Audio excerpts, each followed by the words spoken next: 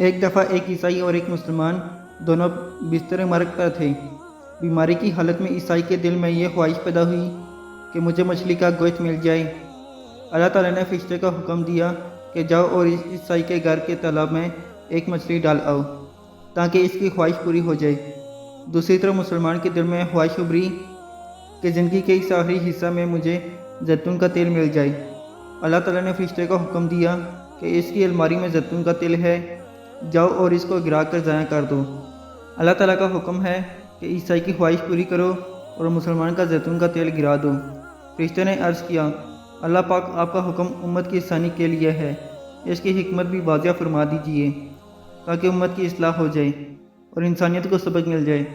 پھر اللہ پاک نے فرمایا، وہ جو عیسائی تھا دنیا کے لحاظ سے اس کی ایک نیکی باقی تھی، میں نے چاہا کہ اس کی نیکی کا بدلہ دنیا میں ہی دے دوں، اور جب وہ میرے پاس آئے تو اس کے لیے سوائے جہنم کے اور کچھ نہ ہو، اور جہاں تک اس مسلمان کا تعلق ہے تو اس کی ایک کوتاہی اس کے دمن پر رہ گئی تھی، اور میں چاہتا ہوں کہ اس کی خواہش ٹوٹے اور وہ اس پر صبر کرے اور میں اس کی اس کوتاہی کو دور کر دوں، تاکہ جب وہ میرے پاس آئے تو اس کے لیے میرے پاس سوائے جنت کے اور کچھ نہ ہو۔